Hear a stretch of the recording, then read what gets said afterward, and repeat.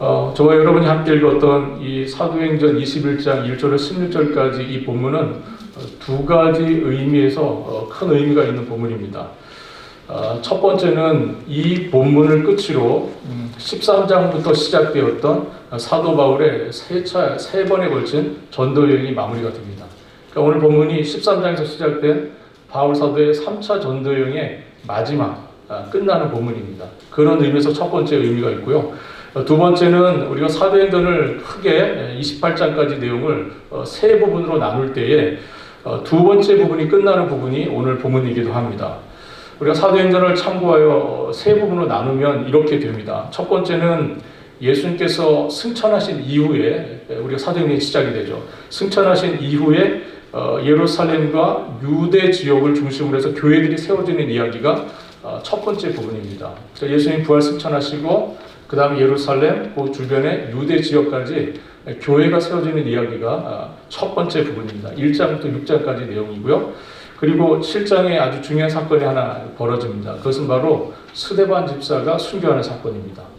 이 스데반 집사가 순교하는 이 7장을 시작으로 해서 오늘 본문까지 핍박으로 흩어졌던 제자들이 사마리아 지역을 비롯해 그 여러 이방인 지역까지 가서 교회를 세우는 이야기가 두 번째 부분입니다. 이 부분에는 사도 바울의 3차에 걸친 전도여행 이야기가 다 포함되어 있는 것이죠.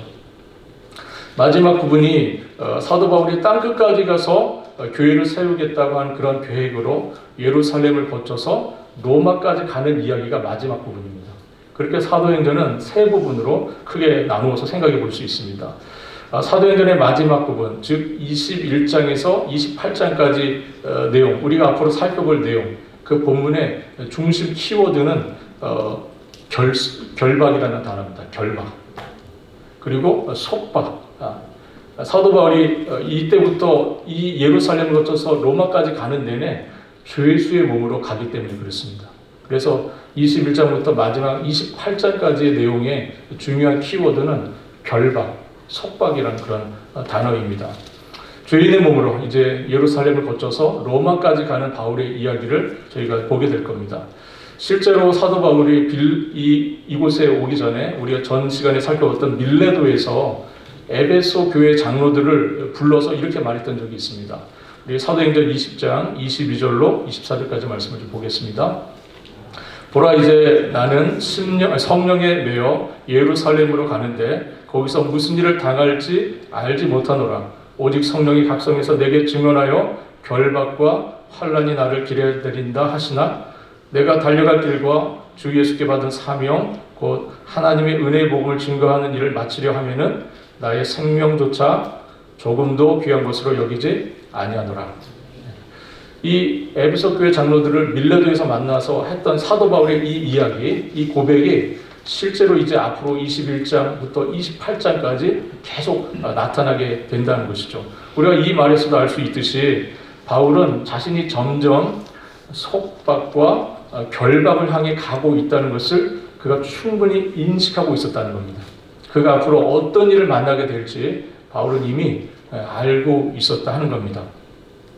그러나 이 상황에도 불구하고 바울의 마음속에 있는 그의 솔직한 마음, 상황은 그래요. 이제 앞으로 예루살렘을 거쳐서 로마로 가는 길 내내 그는 결박당한 채, 속박을 당한 채 가게 될 겁니다.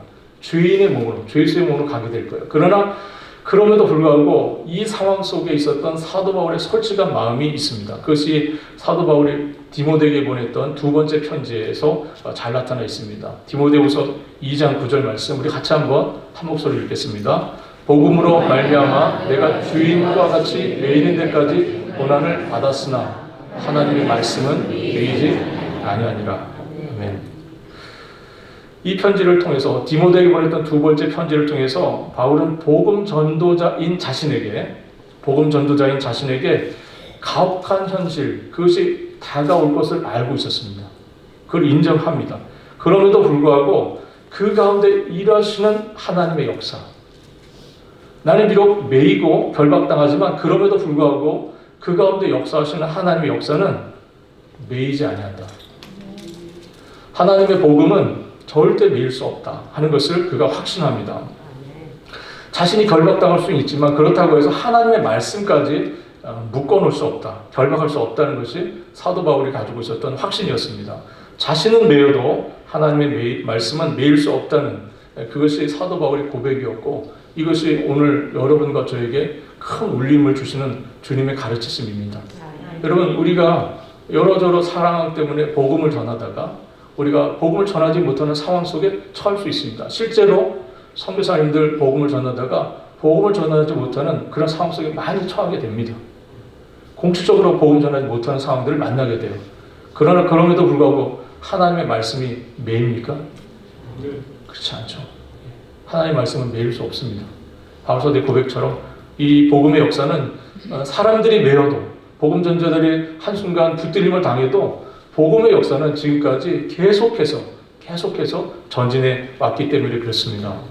이 고백은 지난 교회의 숱한 핍박과 고난의 역사 속에서 신앙의 선진들의 가슴속에 정말 단단히 새겨져 있었던 고백이에요. 이 바울의 고백은 그동안에 많은 교회의 숱한 역사들, 교회가 얼마나 많은 핍박의 역사를 가져왔었습니까? 그 가운데 있었지만 그럼에도 불구하고 그 신앙의 우리의 선배들, 선진들은 이 말씀을 가슴속에 확신하고 말씀의 역사들을 늘 기대하며 왔다는 것이죠. 이 확신이 있어야 두려움을 이길 수 있습니다.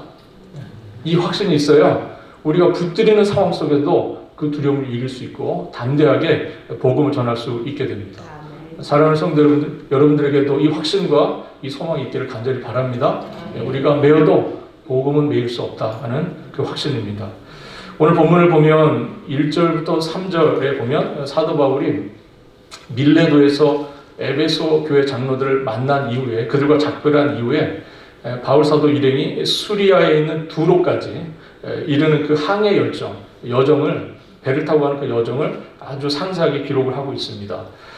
바울 일행은 밀레도에서 배를 타고 지금 튀르키예죠, 터키의 서부 해안에 있는 섬들을 거쳐갑니다. 먼저 다녀간 곳이 고스라는 곳이고, 그 다음에 로도라는 섬을 차례로 경유해서 그 남서부 해안의 바다라라는 곳까지 사도 바울이 도착하게 됩니다. 여기 우리가 사실 지난 성지순례 때 이 로도스 섬을 갔었습니다. 저희가 이곳에 방문해서 저희가 한번 그곳에 상을 살펴본 적이 있는데, 먼저 고스라고 하는 섬은 주전 5세기입니다. 주전 5세기에 히포크라테스가 의과대학을 설립한 곳이 고스라는 섬입니다. 특별히 이곳은 포도주, 그리고 올리브유, 그리고 아주 세련된 이런 천 같은 거, 이런 직조물 같은 거, 그리고 바르는 연고, 이런 약품 것들을 잘 만드는 곳이었고요. 이것을 많이 수출했던 섬이 바로 이 고스라고 하는 섬이라고 합니다. 로도라고 하는 섬은 또 말씀드린 것처럼 저희가 지난해 성주순례 때 방문을 했던 곳인데, 이곳은 그 당시 지중해 무역의 중심지 역할을 했던 그런 무역항이 있었던 곳이 로도스입니다. 그리고 이 섬은 또 교육으로 굉장히 유명한 섬이었습니다. 그래서 로마의 아주 유명한 설교가이면서 또 정치가였던 키케로의 스승이 되는 사람이 여기에서 가르침을 했었다 그러죠. 그래서 키케로가 여기에서 이 스승 아폴로니우스 몰론이라는 사람을 통해서 교육을 받았던 사람입니다. 이 키케로는 여러 그 당시에 정치인들, 왕들 이런 사람들에게 영향을 줬던 아주 실력이 좋은 교사였는데, 이 사람이 바로 스승이 바로 이 섬에서 교육을 했었고, 키케로도 그 섬에서 공부를 했다는 것이죠. 그만큼 고대 사회에 있어서 아주 유명한 섬, 로도스라는 섬입니다. 그리고 바다라라고 하는 장소가 나오는데, 이곳 역시 그 당시에 무역으로 굉장히 유명했던 그런 항구 도시입니다. 아프리카 북부에 있는 알렉산드리아에서 로마까지 항해하는 배가 갈 때 중간에 기착하는 곳이 바로 이 바다라라는 그런 항구였었다고 합니다. 이처럼 사도 바울이 거쳐갔던 지역들은 그 당시에 아주 유명했던 곳들이고 아주 번성했던 그런 곳들이었습니다. 사도 바울 일행이 바다라에서 배를 타고 이제 수리아 지역까지 이제 가게 됩니다. 베니게라고 하는 곳을 향해서, 그 지역을 향해서 사도 바울이 가게 되는데, 3절 말씀 한번 같이 다시 한번 읽어보도록 하겠습니다. 3절입니다. 구브로를 바라보고 이를 왼편에 두고 수리아로 향하여 도로에서 상륙하니 거기서 배의 짐을 풀려 함이로라. 이제 예루살렘으로 가는 여정 속에 있는 그 과정들을 저희가 보고 있는 겁니다. 그런데 보니까 구브로를 바라보고 사도 바울의 배가 그 옆으로 지나갔다. 이렇게 말씀하고 있습니다. 여러분, 구브로라고 하는 것은 어떤 곳이죠? 구브로. 사도 바울이 실제로 이 여행 속에서는 거치지 않습니다. 다녀가지는 않지만 그곳을 바라보면서 사도 바울이 구브로라는 그 섬을 바라보면서 배가 옆으로 이렇게 지나간 거예요. 그런데 사실 이 구브로라고 하는 것은 사도 바울에게 있어서 아주 큰 의미가 있는 곳이죠. 사도 바울의 1차 전도여행의 시작이 구브로 섬이었습니다. 사도 바울이 1차 전도여행을 출발하면서 안디옥 교회의 파송을 받아서 첫 번째로 갔던 사역지가 구브로 섬이었습니다. 아마 사도 바울은 그 섬을 바라보면서 그 배에 타고 있던 여러 일행들에게 자신이 처음에 안디옥 교회의 파송을 받아서 갔던 그 구브로에 대한 이야기를 해줬을지 모릅니다. 구브로에 갔을 때 그곳에 총독 서기오 바울을 만났고 그에게 복음을 전하려고 하는 도중에 유대인 거짓 선지자 박수 엘루마에 의한 방해가 있었고, 그때 사도 바울이 성령이 충만하여서 그를 책망하자 그가 눈이 멀게 되는 그런 일이 있었다는 것을 이야기했을 것 같습니다. 그러면서 그 일이 계기가 되어서 서기오 바울, 이 총독이 예수님을 믿게 되는 그런 놀라운 역사가 있었다고 감회에 젖으면서 그 섬을 바라보면서 이야기하지 않았을까, 그런 생각이 듭니다. 어느덧 배가 그 두로항에 도착하게 됩니다. 두로항에 도착해서 오늘 본문 4절에 보니까 그곳에서 7일 동안, 2일 동안 머물렀다 이렇게 되어 있습니다. 4절 제가 한번 읽겠습니다. 거기서 제자들을 찾아 거기서 2일을 머물더니, 여기서 거기는 두로입니다. 두로항에 도착해서 사도 바울이 했던 것은 제자들을 찾았다는 겁니다. 제자들을 찾아서 그 항에서, 그 두로에서 7일 동안 사도 바울 일행이 머물렀다 이렇게 말씀합니다. 그런데 여기에 흥미로운 점이 하나 있습니다. 이 짧은 부분의 절에 흥미로운 것은 바로 찾다라는 단어입니다. 찾아. 이 찾아라는 단어가요, 신약 성경에 딱 2번 사용됩니다. 그것도 누가가 2번 사용합니다. 이 사도행전의 저자인 누가가 딱 2번 쓰는 단어입니다. 이 단어의 뜻은 이겁니다. 전에는 한 번도 만난 적이 없는 사람을 처음으로 찾아서 만나는 경우. 전에 만난 적이 없는 사람들이에요. 근데 그 사람을 수소문해서 찾아보는 겁니다. 그래서 그 사람을 만날 때 쓰여진 단어가 이 단어입니다. 사실 두로는 이방 지역으로 분류되어 있던 곳이었고, 사도 바울이 우리 사도행전을 보면 한 번도 이곳에 방문한 적이 없는 곳입니다. 그러나 사도 바울이 그곳에 주님의 제자들이 있다는 소식을 들었던 것 같아요. 그래서 사도 바울이 이 두로에 갔을 때 그 제자들을 만나보고 싶었습니다. 그래서 사도 바울이 수소문을 하여서 그 형제들, 그 제자들을 찾았습니다. 그래서 결국 그 사람들이 모이게 된 것입니다. 이 두로에서 사도 바울 일행과 그곳에 있었던 그리스도인들이, 주님의 제자들이 함께 만남을 갖는 그런 일을 갖게 되었습니다. 두로에 도착한 사도 바울이 동네 구경하고 싶지 않았어요. 저는 새로운 곳에 가면 하는 일이 있습니다. 몇몇 가지 동네 구경하고, 저는 이렇게 박물관 같은 데 가보는 걸 좋아합니다. 그래서 그 동네에 역사가 있는 곳, 이런 걸 찾아보게 되는데, 사도 바울은 이 두로라고 하는 동네에 가서 다른 거 하지 않았어요. 믿음의 형제들을 찾았습니다. 이곳에 주님의 형제들이 있다고 했지. 그 형제들을 찾아본 거예요. 수소문하고 수소문해서 형제들을 만났습니다. 어떤 이들은 사도 바울이 정말 거쳐왔던 도시들, 지금 거쳐왔던 곳들은 고스, 로도, 그리고 여러 그 지역들은, 바다라 이런 지역들은 사실은 그 당시에 굉장히 유명한 도시들입니다. 명품이 넘쳐나고요, 볼 것들이 넘쳐나는 그런 도시들입니다. 곳들입니다. 그런데 사도 바울은 이런 아시아의 여러 도시들을 여행하면서 그것들에 대한 언급을 한 번도 하지 않습니다. 어떤 사람은 사도 바울이 예술적인 감각이 없어서 이 사람이 그런 것들을 몰라보고 그냥 지나갔다 이렇게 얘기를 하는데, 사실 그렇습니까? 사실 사도 바울은 주요한 관심사가 있었어요. 사도 바울은 딱 그 일에 집중하는 사람이죠. 사도 바울이 집중하는 일은 뭡니까? 그리스도의 복음을 전하는 거예요. 그래서 그는 로도라고 하는 이 도시에 도착했을 때도 주님의 형제들을 만나고 싶어 했던 겁니다. 그는 아름다운 경치나 아니면 훌륭한 예술 작품이 아니라 잃어버린 영혼들, 그리고 그리스도의 그 십자가, 그것에 대한 마음이 늘 있었던 사람이었기 때문에 그런 다른 관심사보다는 복음을 전하는 일에, 그리고 주님의 형제들을 만나는 일에 더 시간을 집중하고 그것을 쓰게 됩니다. 사도 요한도 요한 3서를 보낼 때 그 서두에 이런 이야기를 합니다. 내 영혼이 잘됨과 같이 범사에 잘되고 강건하기를 간구한다 하는 그런 인사말을 합니다. 내 영혼이 잘됨과 같이 범사가 잘되기를 바란다. 이 이야기는 뭡니까? 사도 요한의 우선된 관심사는 뭡니까? 영혼의 문제였던 겁니다. 누군가를 만날 때, 무엇인가 새로운 도시로 갈 때 사도 바울과 이 사도들, 사도 요한도 마찬가지죠. 그들의 관심은 새로운 것들을 구경하는 데 있지 않았어요. 이들의 관심은 어디에 있었습니까? 영혼의 문제에 있었습니다. 영혼의 문제. 사도 바울이 아테네를 방문했을 때도 역시 마찬가지였었습니다. 그는 그곳에서 아테네라는 도시, 오늘날 봐도 너무나 많은 볼거리가 있는 도시입니다. 지금 가봐도요, 도시 전체가 유물이에요.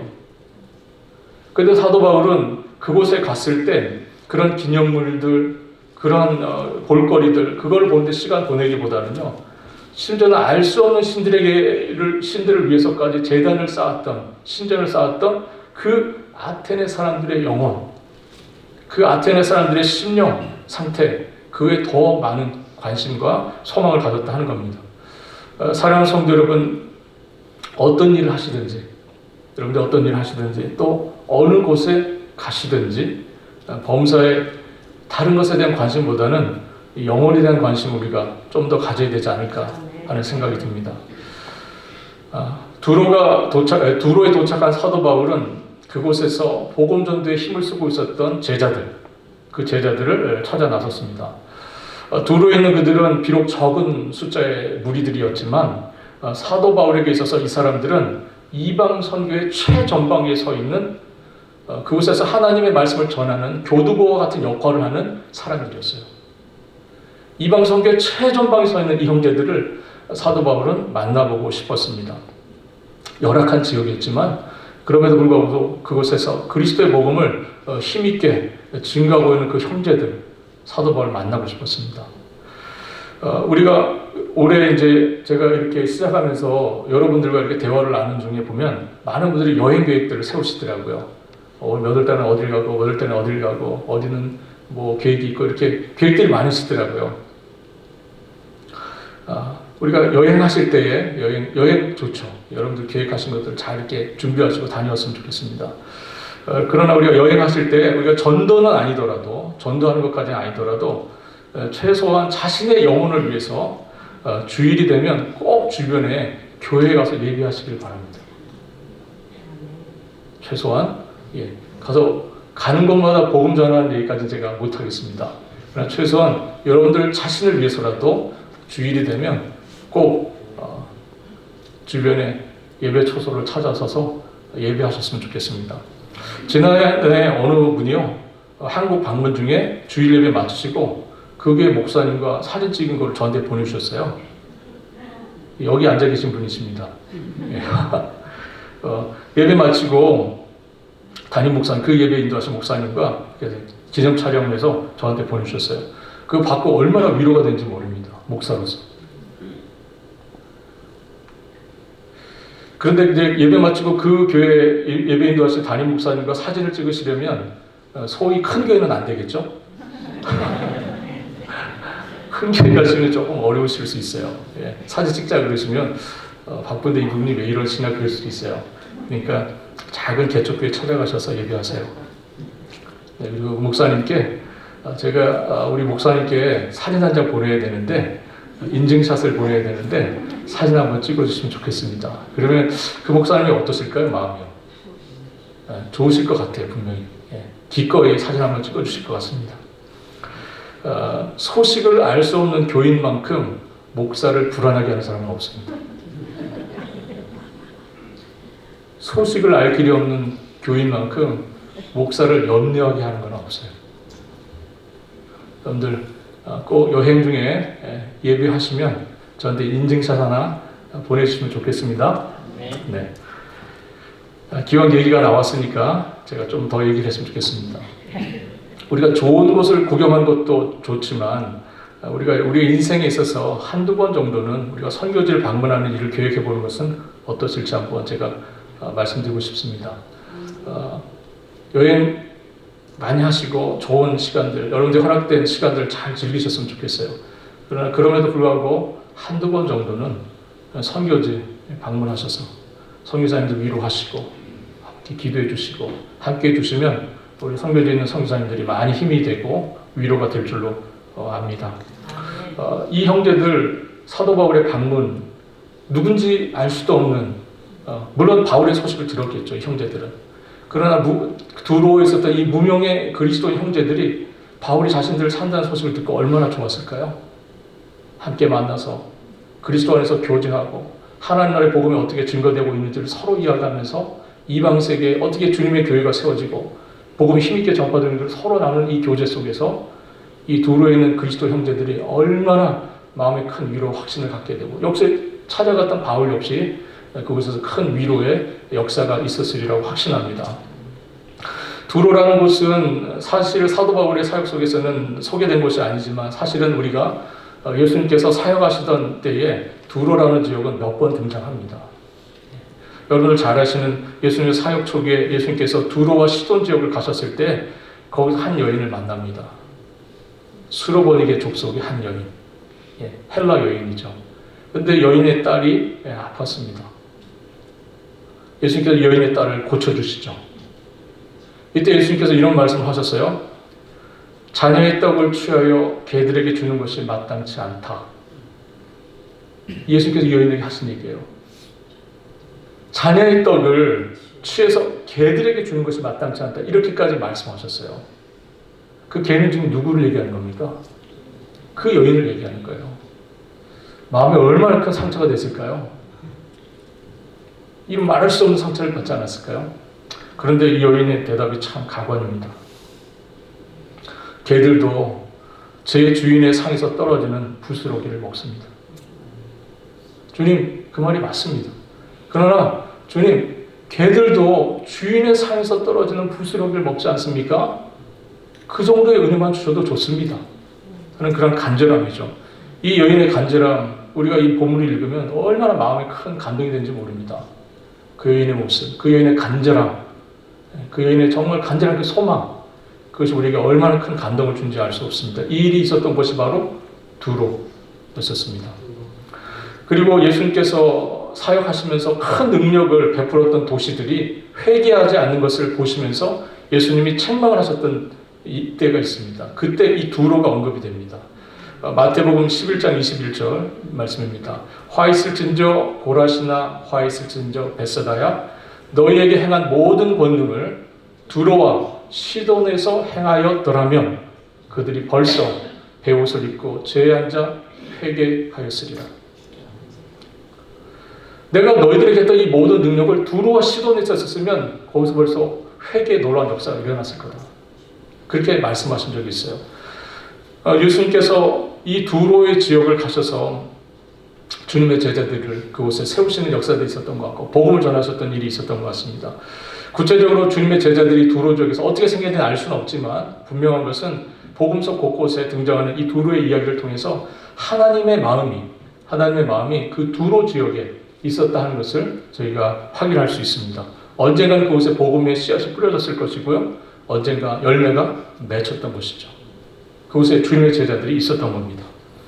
바울 일행은 두로에서 7일 동안 보내게 됩니다. 그리고 그 형제들과 교제를 마치고 이제 작별을 하고 그곳을 떠나서 목적했던 2절에서는 베네게라고 소개되어 있는 7절에는 돌레마이라고 표현되는 그곳으로 향하게 됩니다.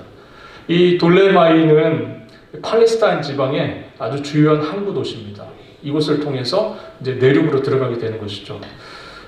그곳을 이제 사도 바울이 이 여정, 이제는 항해하는 모든 여정을 마치고 이제는 이곳에서부터 걸어서 예루살렘까지 이제 가게 되는 일정을 남겨두고 있습니다. 그곳에서 하룻밤을 자고 다음날 가이사라까지 도보로 이동을 하게 됩니다. 돌레마이에서 가이사라까지는 한 30마일 정도 거리가 되는 곳이고요. 그래서 아마 하루나 이틀 정도에 도착하지 않았을까 싶습니다. 이 가이사라에 도착한 일행들이 거기서 한 사람을 만납니다. 아주 놀라운 사람을 만나죠. 8절 한번 같이 읽어보겠습니다. 8절입니다.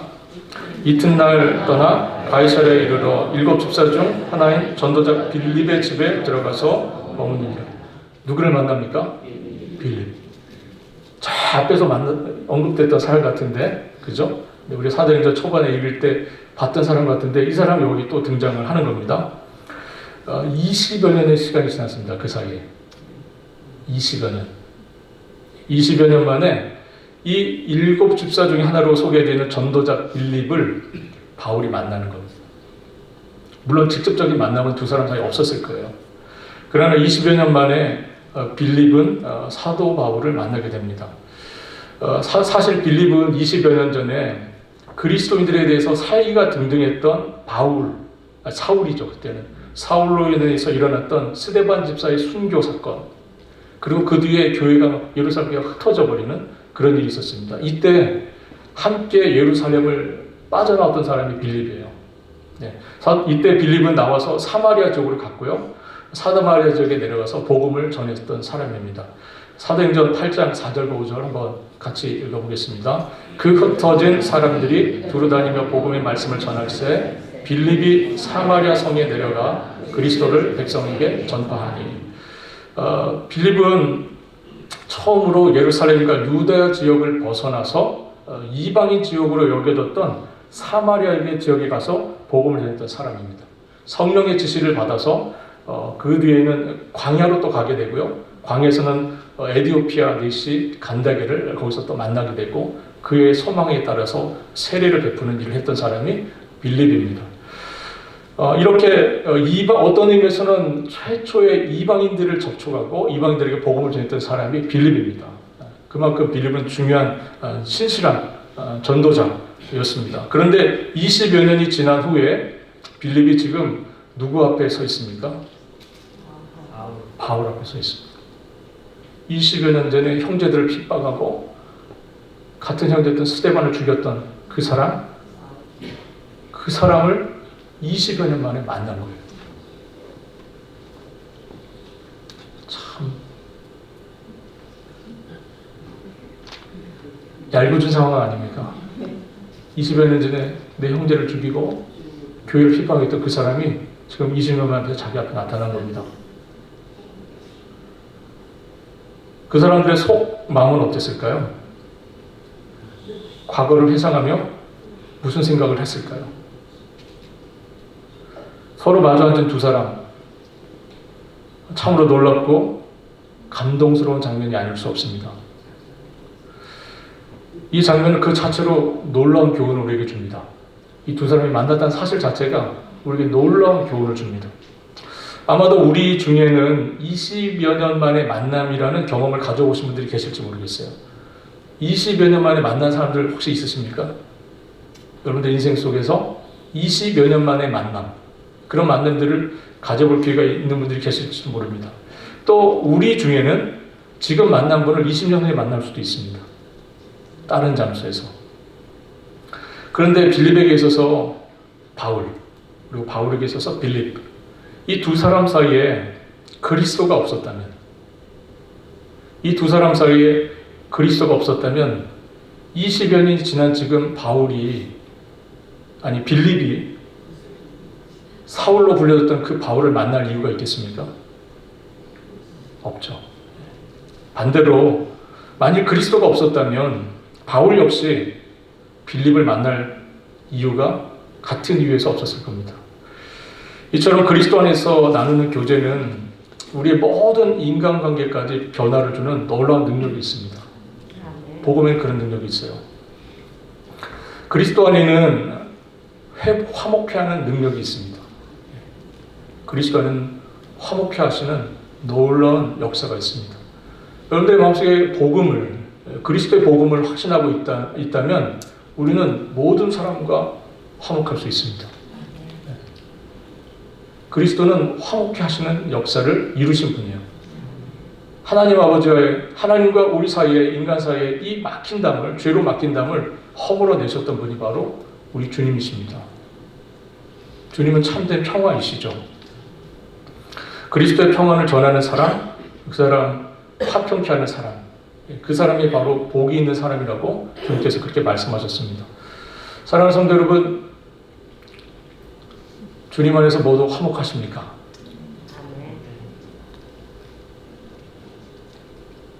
여러분들은 모두가 다 그리스도 안에 계시는데 여러분들 모두 그리스도 안에서 화평하십니까?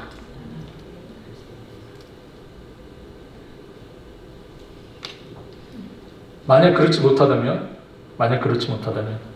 먼저 화해의 손길을 내미실 수 있기를 바랍니다.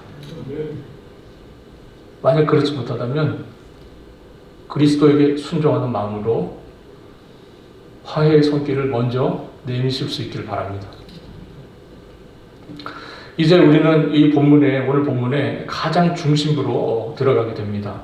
4절과 12절 말씀 한번 같이 읽도록 하겠습니다. 4절 먼저 읽겠습니다. 제자들을 찾아 거기서 이레를 머물더니 그 제자들이 성령의 감동으로 바울더러 예루살렘에 들어가지 말라 하더라. 12절 말씀입니다.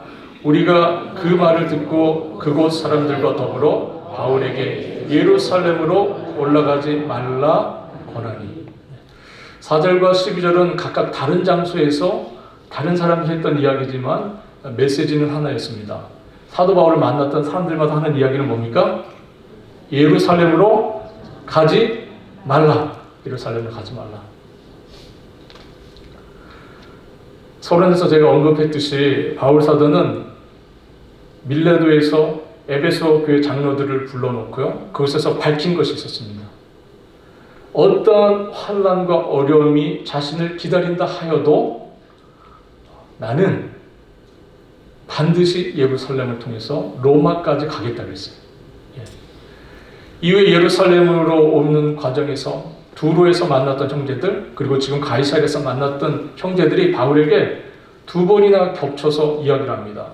자신의 의지와는 반대되는 이야기를 자꾸 하는 거예요. 가지 말라는 겁니다. 환난과 핍박이 그들을 기다리고 있다.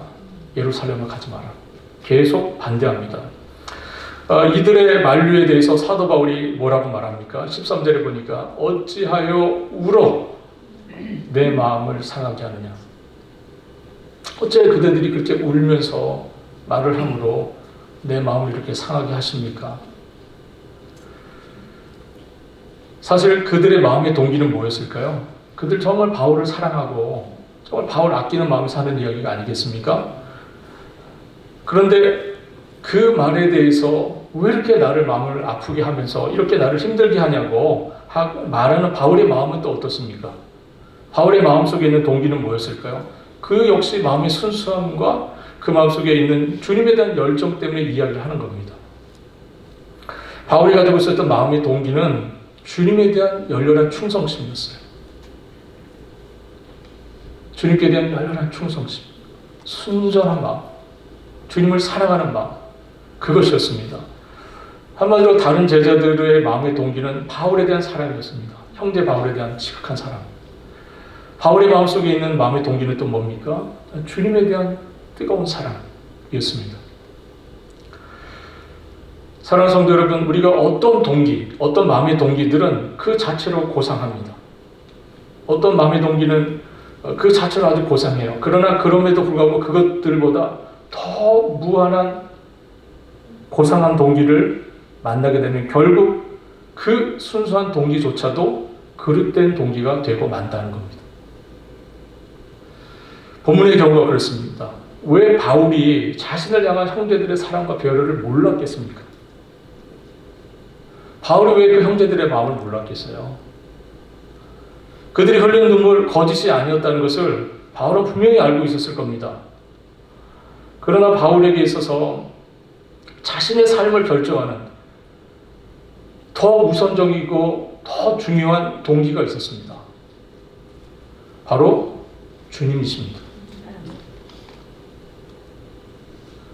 주님을 위해서라면 바울은 다른 그 모든 것을 희생할 될 수 있다고 생각했어요. 심지어 자신의 목숨도 희생될 수 있다고 생각했던 사람이 바울입니다.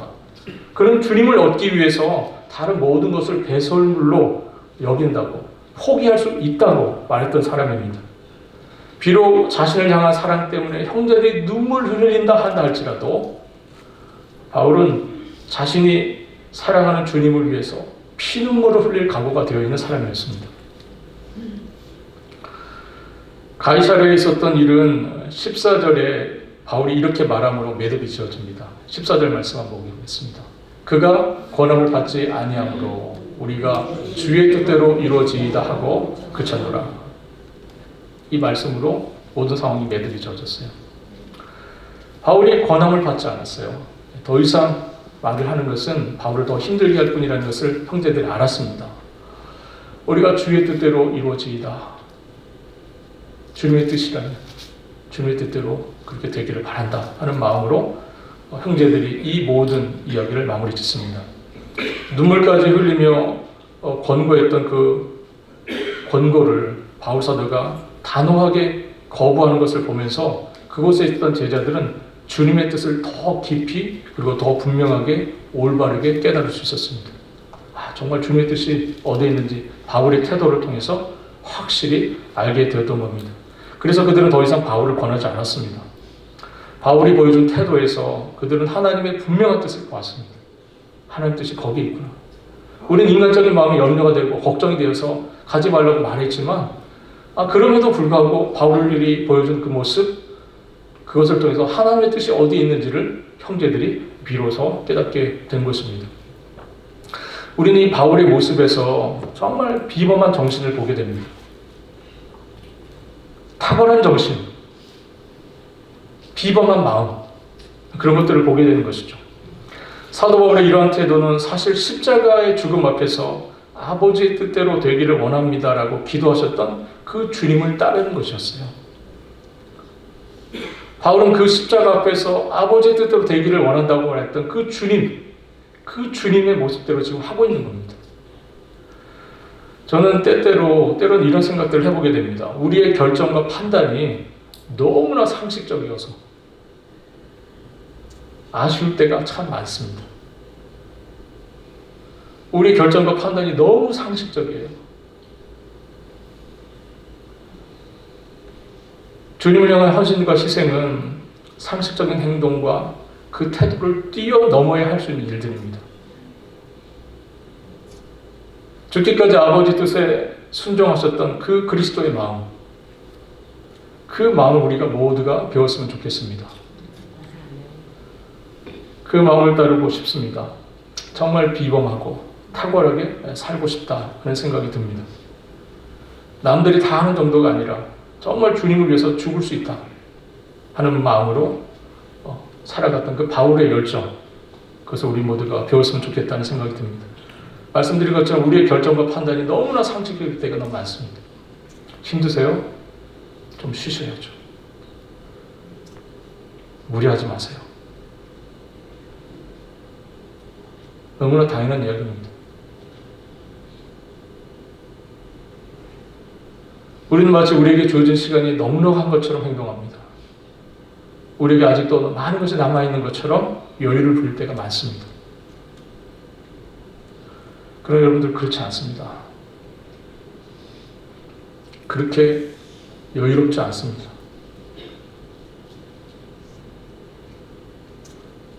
주님을 위해서 드릴 수 있는 시간과 기회는 그렇게 길지 않고 그렇게 많지 않습니다. 우리가 주님의 일을 하는데 우리를 좌절시키는 것들은 사실 그 자체로 나름 중요한 일들이긴 합니다. 우리가 밭을 가는 일, 결혼을 하는 일, 부모를 돌보는 일, 모두 중요한 일들입니다. 그러나 주님은 더 높고 더 고귀한 정신을 가지고 나를 따르라고 말씀하고 계세요.